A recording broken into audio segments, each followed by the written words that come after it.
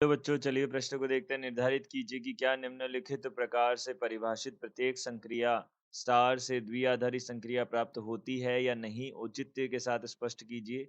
Z plus में ए star B बराबर मापांक ए माइनस बी द्वारा परिभाषित संक्रिया स्टार। तो देखिए यहाँ से हमारे पास क्या है, निम्नलिखित प्रकार से परिभाषित हमारे पास में प्रत्येक संक्रिया हमें बतानी है द्विआधारी संक्रिया होती है या नहीं। तो यहाँ से हमें बताना है कि ये द्विआधारी संक्रिया होगी या नहीं होगी।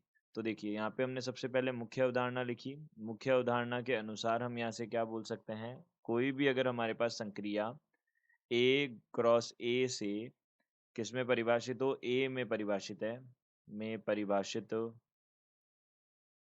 परिभाषित है, तो अ, यदि यह संक्रिया यदि यह संक्रिया दो अवयवों पर लगाई जाए, यह संक्रिया से प्राप्त, ऐसे बोल सकते हैं, यह संक्रिया से प्राप्त अवयव भी क्या होना चाहिए, उसी समुच्चय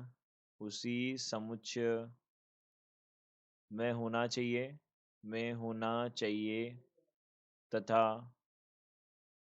तथा अद्वितीय अवयव भी होना चाहिए, अद्वितीय भी होना चाहिए।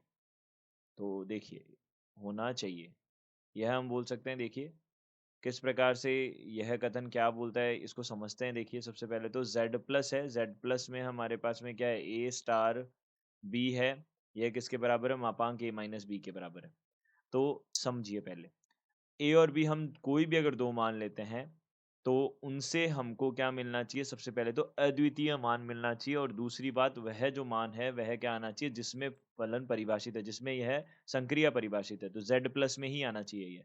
तो हम इस पे देखते हैं सबसे पहले कि क्या ये Z प्लस में आ रहा है कि नहीं आ रहा है। तो देखिए हम यहाँ पे देख सकते हैं कि Z प्लस का मतलब क्या होता है। Z प्लस हमारे पास जो सेट होता है, वह जो समुच्चय होता है वह क्या होता है, 1 2 3 4, ये वाला समुच्चय हमारे पास में Z प्लस होता है। तो इसमें ज़ीरो तो नहीं आएगा। लेकिन हम देख सकते हैं कि अगर ए और ए दोनों बराबर हो जाएँ, यानी कि मान लीजिए हमने किसको क्या किया, 2 को क्या किया, 2 के साथ संक्रिया लगाई 2 की।